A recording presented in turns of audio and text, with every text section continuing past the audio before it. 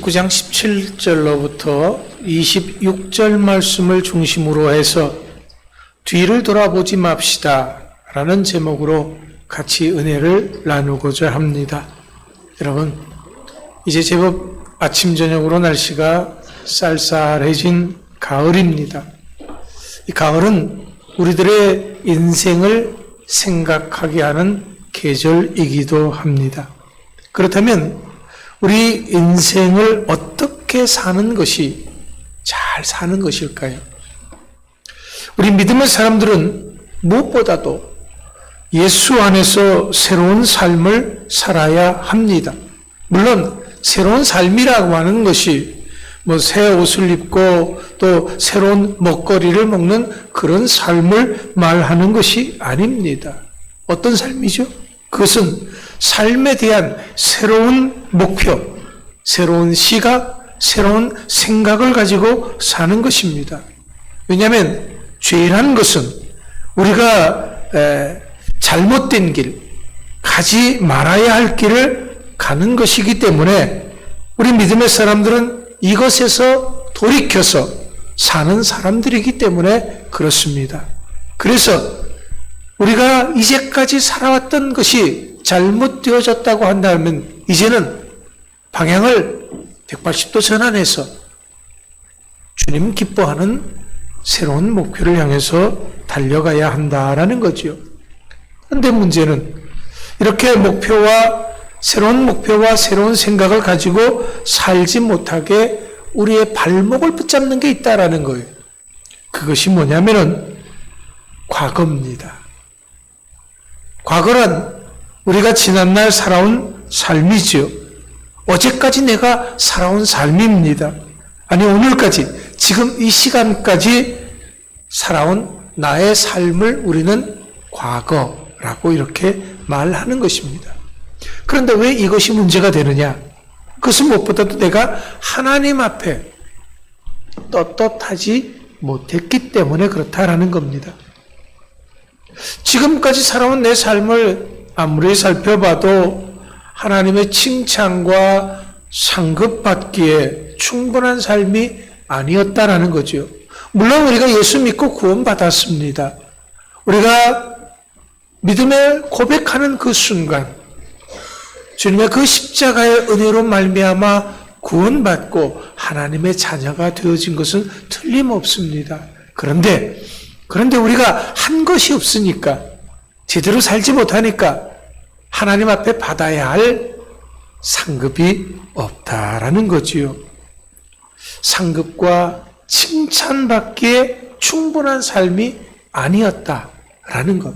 이것이 문제다라는 겁니다. 우리 믿음의 사람들의 삶의 목표는 분명 마태복음 6장 33절에서 말하는 것처럼 먼저 그의 나라와 그의 의를 구하는 삶이어야 합니다. 바울처럼 십자가에 달린 예수를 향해서 달려가는 삶이어야 합니다. 이것이 우리의 삶의 목표다라는 거죠.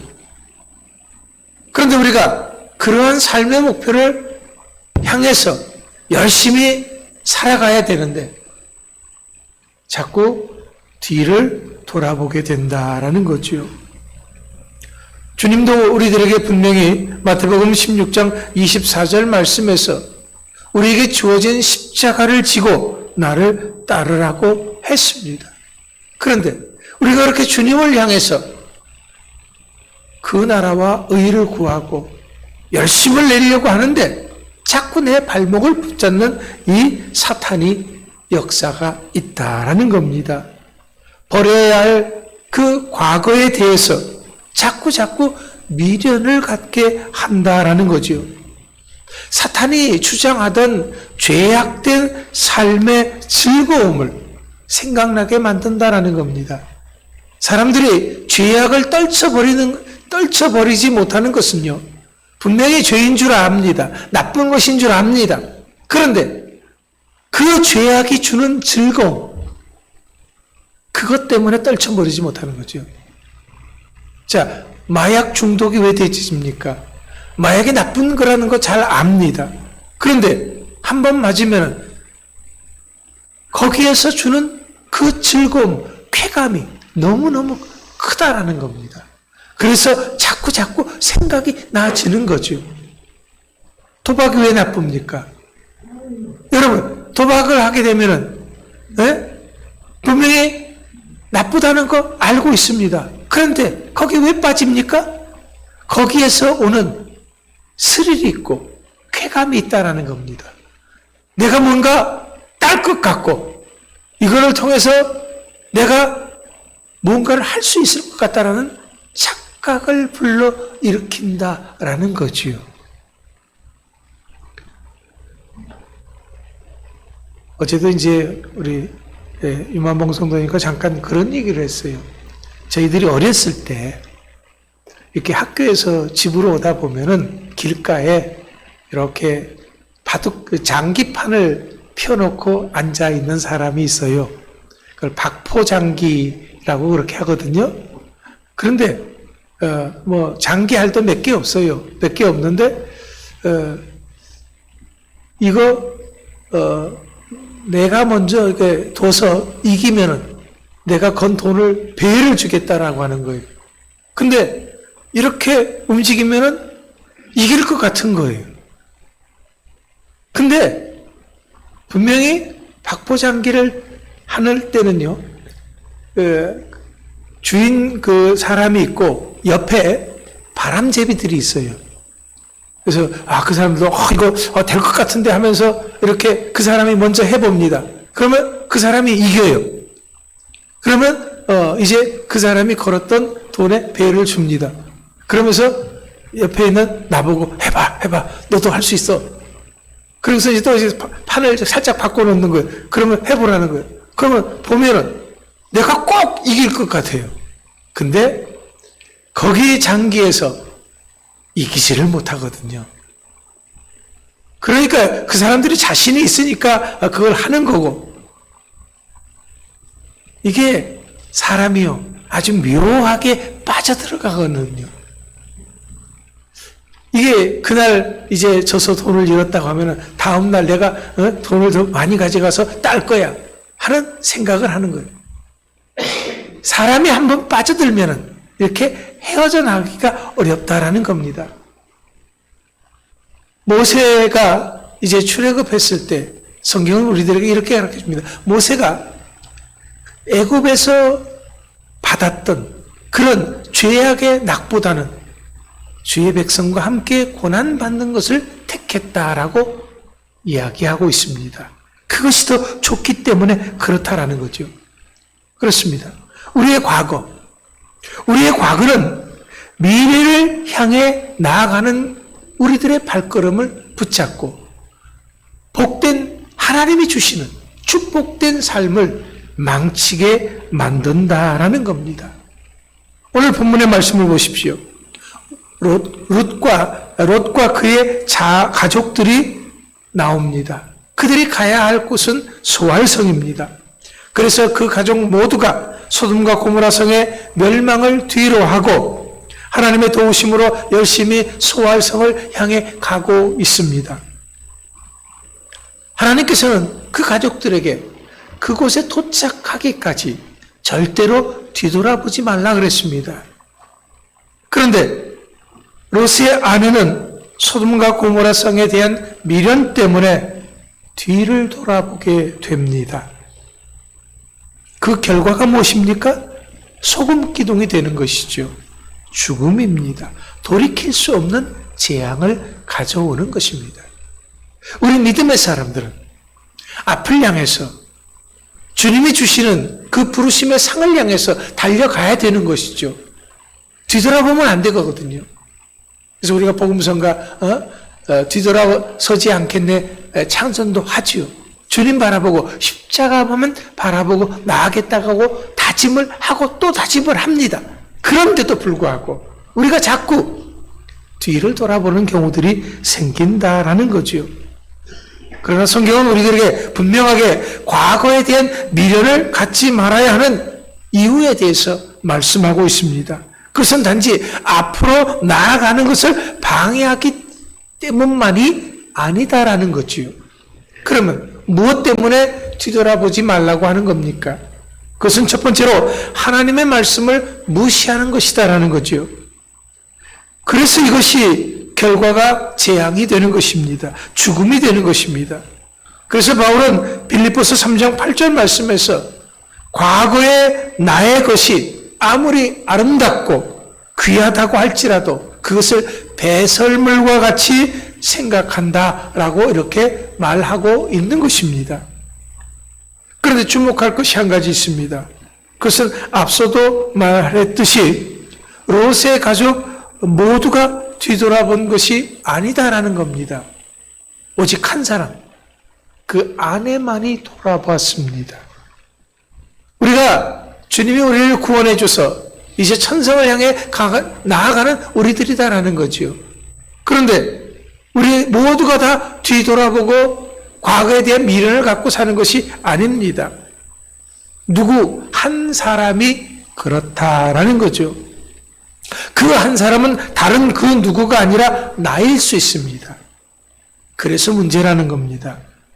우리 모두가 승리하는 삶을 살기를 원합니다. 주님 앞에 칭찬받고 사랑받고 상급받는 삶을 살기를 원합니다. 우리가 살아온 그 어떤 삶보다도 새롭게 살기를 원합니다. 그 삶이 비록 힘들고 어렵고 고통이 따른다고 할지라도 말입니다. 그렇다면 우리는 과거에 대한 집착, 미련을 갖지 말아야죠. 뒤돌아봐서는 안 됩니다. 오직 앞으로 나아가기 위해서 우리는 계속해서 새로워져야 합니다. 하지만 사탄은 우리로 하여금 그렇게 하지 못하도록 자꾸만 과거를 뒤돌아보게 만들고 그리 돌아가라고, 그곳이 더 즐거움이 있다고, 거기에서 주는 기쁨이 더 크다고, 그곳이 더 편하다고 우리에게 유혹을 한다라는 겁니다. 여러분, 이스라엘 백성들이 출애굽했을 때 광야에서 어떤 모습을 보였습니까? 그들에게 닥친 작은 어려움이 있을 때마다 그들은 하나님을 원망했습니다. 그리고 하는 말이 뭐였습니까? 애굽으로 돌아가자라는 거죠. 애굽이 더 좋다라는 겁니다. 애굽에 있을 때가 더 행복했다라는 거지요. 왜 그렇습니까? 지금 그들이 어디를 가기 위해서 이 광야에 있고 왜 이런 어려움을 당하는가 하는 것을 잊었기 때문입니다. 그들은 지금 젖과 꿀이 흐르는 땅, 가나안으로 가고 있는 것입니다. 하지만 이 땅은 아무나 얻는 그런 땅이 아닙니다. 누구나 가서 살아도 되는 그런 땅이라고 한다면 하나님이 그렇게 이스라엘 백성들을 연단시키지 않았을 것입니다. 그들에게 믿음을 요구하지도 않았을 것입니다. 가나안 땅은 단순하게 좋은 땅이 아닙니다. 그 땅은 하나님께서 항상 관심을 갖고 계시는 곳이죠. 하나님의 눈과 하나님의 귀가 그곳에 있다라는 겁니다. 하나님의 보살핌과 하나님의 사랑과 하나님의 애정이 있는 그런 땅입니다. 하나님이 친히 책임져 주시는 그런 땅입니다. 하나님께서 사랑하는 이스라엘 백성들을 위해서 친히 선택하신 곳입니다. 그런 곳이기 때문에 그곳에 사는 자는 하나님을 향한 절대적인 믿음이 있어야 한다라는 거죠. 그런데 우리 믿음의 사람들조차도 믿음 없는 자신은 돌아볼 생각은 하지 않고 현실의 어려움만 생각합니다. 내 눈앞의 어려움이 전부다라고 생각하는 거죠. 이렇게 하는 것은 이러한 일들을 허락하신 하나님의 섭리하심을 모르기 때문에 그래서 원망하고 불평하는 거죠. 그렇다면 이스라엘 백성들이 그렇게 돌아가고자 하는 애굽은 어떤 땅입니까? 그들을 그렇게 행복하게 해주는 땅이었습니까?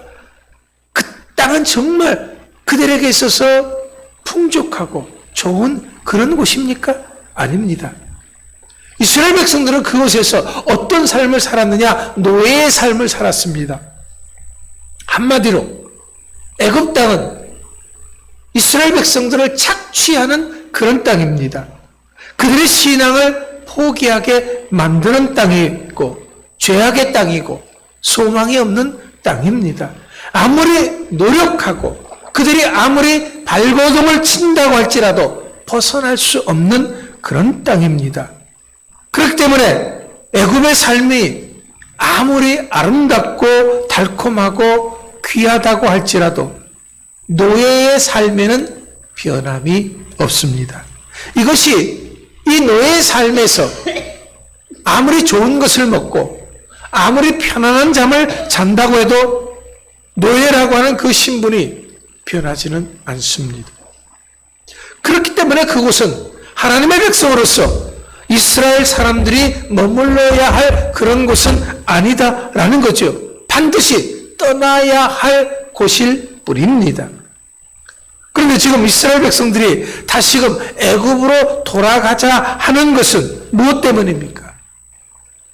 정말 그곳이 그렇게 좋고 아름답고 풍성해서 그럽니까? 아닙니다. 그들이 가야 할 가나안 땅이라는 거 분명히 알고 있지만 지금 닥친 어려움으로 인해서 그들이 더 이상 하나님을 믿지 못하겠다라는 그런 생각 때문입니다. 하나님께서 주시고자 하시는 그 가나안 땅에 대한 확신을 하지 못하겠다라는 거지요. 그렇다면 이런 사람들에게 하나님께서 주신 것이 무엇입니까? 아무것도 없습니다. 오히려 고통이 더할 뿐이죠. 가데스바네아에서 이스라엘 백성들은 12명의 정탐꾼을 가나안 땅에 파견하고 또 그 정탐꾼이 그 땅을 다 돌아보고 와서 보고할 때 이스라엘 백성들이 듣고 뭐라고 했습니까? 그 땅은 그들을 살리는 곳이 아니라 삼키는 땅이라고 악평을 했습니다. 그 땅은 과연 하나님이 말씀하신 대로 젖과 꿀이 흐르는 땅임을 정탐꾼들이 가지고 온 포도송이 열매를 보면서도 그들은 믿지 못했습니다. 불신앙의 사람들에게 이미 하지 않으려고 마음먹은 그런 사람들에게는 아무리 좋은 것을 보여준다고 할지라도 소용이 없는 것입니다. 그래서 그들은 뒤로 애굽으로 돌아가자고 밤새워 원망하며 울부짖었던 것입니다. 자, 이런 그들에게 주신 하나님의 약속이 무엇이었습니까? 그들의 생각한 대로, 그럼 그들이 말한 대로 해 주시겠다라는 거지요. 결국 하나님을 원망했던 이들은 단 한 사람도 축복의 땅인 가나안 땅에 들어가지 못했고 모두 다 광야에서 죽고 말았습니다. 그들이 그렇게 아름답다고 좋다고 행복했다고 소원했던 애굽 땅으로 돌아갔습니까? 아니요. 그 땅도 돌아가지 못했습니다. 그렇습니다. 우리는 히브리서 9장 39절의 말씀과 같이 뒤로 물러가 멸망할 자가 아닙니다. 히브리서 12장 2절 말씀과 같이 믿음의 주여 온전케 하신 이인 예수님을 바라보면서 앞으로 나아가야 할 자들인 것입니다. 그런데도 사탄은 자꾸만 우리에게 떠나온 세상을 바라봐라라고 유혹합니다. 우리가 믿지 않았을 때 했던 그러한 모든 것들에 대해서 미련을 갖게 만듭니다. 이것이 결국에는 우리를 죽음으로 내모는 것입니다. 그렇기 때문에 우리는 지나간 것에 대한 미련은 이제 더 이상 갖지 마시기 바랍니다. 누가복음 9장 62절 말씀에서처럼 쟁기를 잡고 뒤돌아보는 자는 하나님의 나라에 합당치 않는 자들이기 때문에 그렇습니다. 자, 하나님께서는 우리들에게 새로운 삶을 주시고 이제 새로운 미래를 향해서 나아가라 말씀했습니다.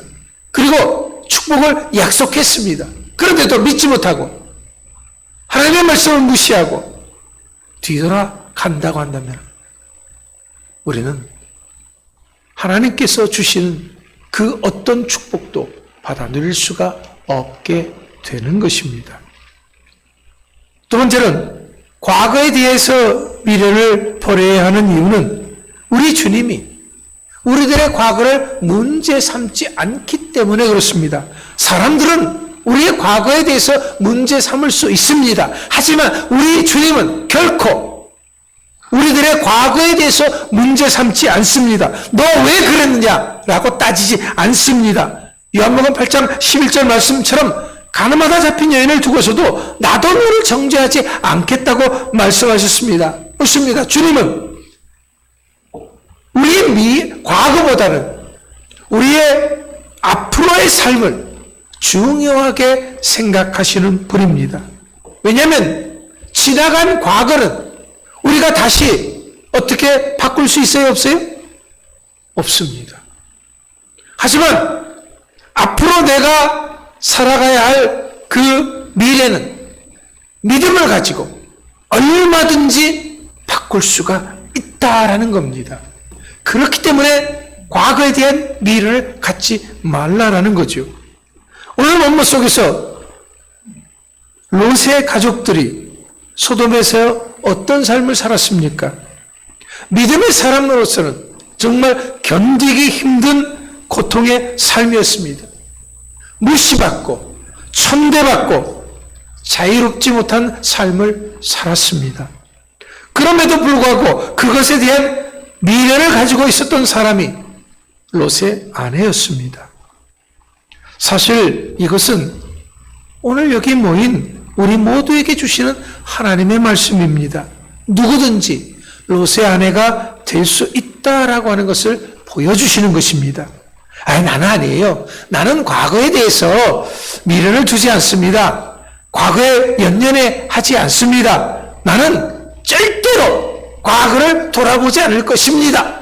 나는 주님이 주시는 부름의 상을 향해서 앞을 향해 달려 나아갈 것입니다. 네, 좋습니다. 고맙습니다. 근데 이렇게 자신 있게 말할 사람이 누굽니까? 우리가 이 문제에 대해서